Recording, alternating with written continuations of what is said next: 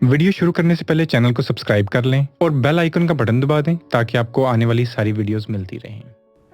अस्सलाम वालेकुम दोस्तों, मेरा नाम अरसलान खान है।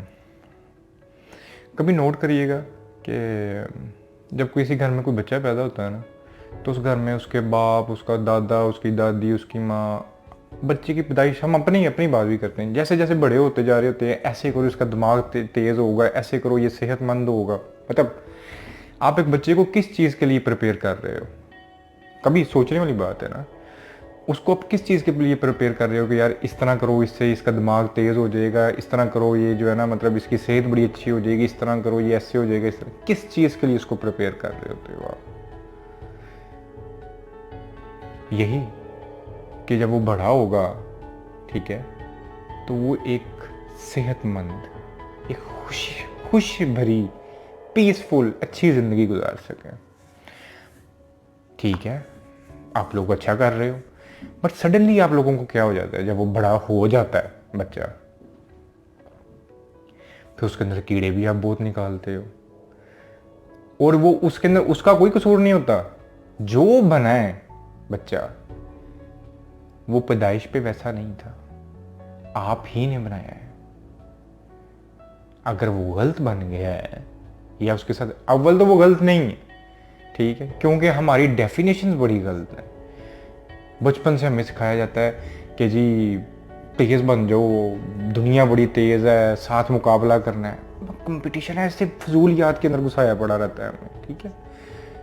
प्रेशर क्रिएट करते हैं हम बच्चों के ऊपर, और जैसा हम फिर उसको बना देते हैं, अगर वो उस म्यार पे, सोसाइटी के म्यार पे ना उतरें, हमें अपने ही बच्चों के ऊपर डाउट्स होना शुरू होते हैं, हम उनको तनकीद भी करते हैं। सारी सोसाइटी आ जाती है, आप खुद छोड़ो, सारी सोसाइटी आ जाती है। आजकल की माओ को इस तरह कह दो ना कोई, कि कोई आके, मैं अक्सर देखता हूँ, कोई आके आंटी बोल दे ना कि यार मेरे बच्चे बड़े ख़राब हो गए, नहीं वो इस तरह करते हैं, जो सामने दूसरी आंटी बैठी होगी ना, जिसको वो बता रही होगी, वो कहेगा यार तो कोई नहीं, मेरे बच्चे तो ऐसे तो भी ज़्यादा गंदे हैं। हम अपने बच्चों के साथ इस तरह करते हैं क्योंकि वो सोसाइटी के म्यार पर नहीं हो, उनको जॉब नहीं मिल रही। अब जॉब नहीं मिल रही, ये बच्चे का कसूर है, ठीक है। वो किसी भी, अच्छा जी उसके नंबर बड़े कम आ गए, इसके अंदर उसका कसूर है। कि सोसाइटी के फजूल मेयारों पे अगर वो नहीं उतर पाते, ये उसका कसूर है। इन दी एंड ये सारी चीज़ें डिप्रेशन क्रिएट करती हैं, ये सारी चीज़ें जो एंजाइटी क्रिएट करती हैं। और जितनी भी आज दुनिया में एंजाइटी, डिप्रेशन या मेंटल इलनेसेस फैली हुई हैं, सबसे बड़ी वजह यही है, हमारे दोगले मेयार। एंजाइटी का या डिप्रेशन का ऑपोजिट वाला क्या चीज़ है? वह क्रिएटिविटी। आप क्रिएटिव हो जाए, आपकी डिप्रेशन ख़त्म हो जाती है।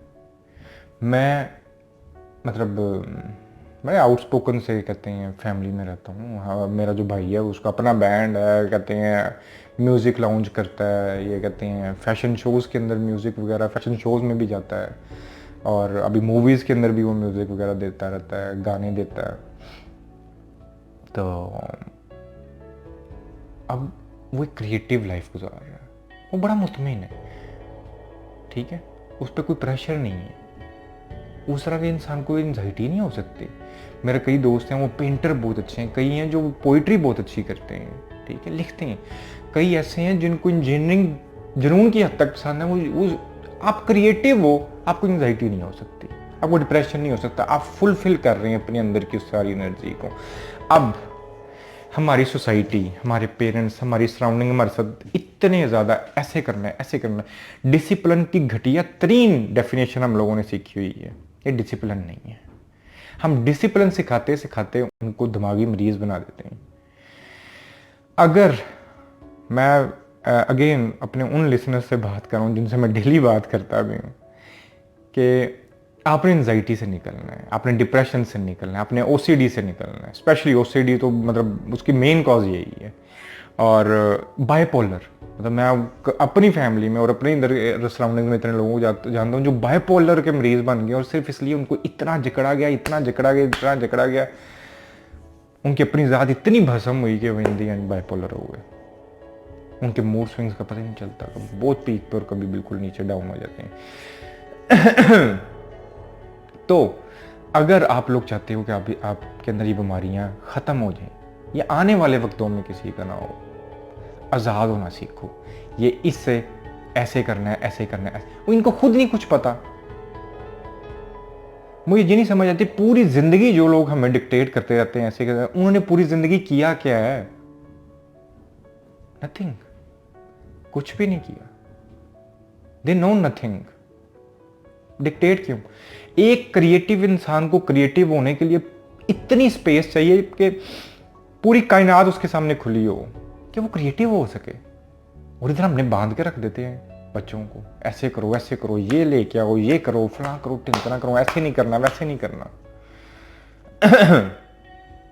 मैं अगेन एक बात बोलता हूँ कि बच्चे को ये समझाना, ज़ाहिर है बच्चा बचपन में इतना शदीद, इतना प्यारा, इतना इनोसेंट होता है कि उसको नहीं पता होता कि कहते हैं आग के अंदर हाथ नहीं डालना, मतलब इन सारी चीज़ों का आपने सिर्फ समझाना होता है। आप जब उनके ऊपर इतनी डिक्टेशंस शुरू कर देते हो, सिर्फ पेरेंट्स ही नहीं, पेरेंट्स तो कोई बहुत अंडरस्टैंड भी करते हैं, सारा कुछ होता है, फिर इन दी एंड क्या होता है, बच्चों की सोसाइटी, उनकी सराउंडिंग्स, बेड़ा गर्क। तो ये सोसाइटी जो आज हमने क्रिएट कर ली है, बीइंग अ ह्यूमन बोल रहा हूं मैं, नो वंडर मैं पिछले दिनों पढ़ा था कि 80% सिर्फ पाकिस्तान में लोग जो हैं वो कहते हैं मेंटल इलनेस का शिकार है। पूरी दुनिया में यही रेशो है। सोने पे सुहागा वेस्टर्न वर्ल्ड के अंदर तो कहते हैं स्कूल्स के अंदर ऑलमोस्ट हर 2 इंसानों के लिए एक साइकाइट्रिस्ट मौजूद होता है। ठीक है, आप अपनी काउंसलिंग कर सकते हैं जाके, मतलब करते रहते, नॉर्मल चीज़ है वहाँ पर। यहाँ पर पता ही नहीं, इतनी ज़्यादा मेंटल इलनेस और किसी को पता ही नहीं। इसलिए यहाँ पर लोगों की पूरी ज़िंदगी गुजर जाती है, उनको ये नहीं पता चलता कि उनको एंजाइटी थी। पूरी ज़िंदगी वो इलाज कराते फिरते हैं, दवाइयाँ खाते रहते हैं, जहन्नुम नुमा ज़िंदगी गुजार के वो इंडियन चले जाते हैं। उनको ये नहीं पता चलता कि उनको एंजाइटी थी। मैं अपनी मिसाल देता हूँ, मुझे 4-5 साल तक नहीं था पता चला मुझे एंजाइटी थी, और वो जहन्नुम थी। लिटरली मैंने दोज़ख के अंदर टाइम गुजारा। 8-8, 9-9 दिन सो नहीं सकते, ज़ोंबीज़ की तरह, पागलों की तरह फिरते रहते हैं। ये डिप्रेशन इतनी ज़्यादा कि बस अभी मर जाऊँ, ये सुसाइड कर लूँ।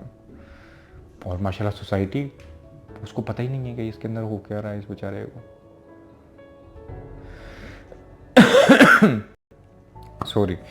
तो मेरा पॉइंट सिर्फ यही था, अपने ऊपर इन लोगों को कभी हावी ना होने दो। ये सोसाइटी तो मैं एक दिन में चेंज नहीं कर सकता, शायद मेरे जैसे कोई करोड़ों आके भी कभी चेंज नहीं कर सकेंगे। बहुत से आए हैं मेरे से, बहुत बड़े लोग आए हैं जिन्होंने ट्राई किया। छोटा इम्पैक्ट डाल सकते हैं अपनी सराउंडिंग में, जितना इम्पैक्ट डाल सकते हैं सारे डालते हैं। दुनिया शायद इतनी जल्दी चेंज होने वाली नहीं, इसको और भी 1000-2000 साल लगेंगे भी। तो अगर आप इन सारी चीज़ों से, वाहियात फजूलियात से निकलना चाहते हैं, इनके जो शुड है ना, you should be like this, you should be like this, कि ऐसे करो, वैसे करो, ऐसे करो, इससे आज़ाद हो जाओ, अपनी ज़िंदगी गुजारो, जो आपका दिल करता है वो करो। जो सोसाइटी डिक्टेट कर रही है उसको फॉलो ना करो। You can call yourself a rebellion, आप rebellious, और it doesn't matter, आप हो सकते हो, बिल्कुल हो। इतने पैगाम था, बात अच्छी लगे तो नीचे लाइक और सब्सक्राइब कर सकते हो। आज के लिए इतनी, अल्लाह हाफिज़।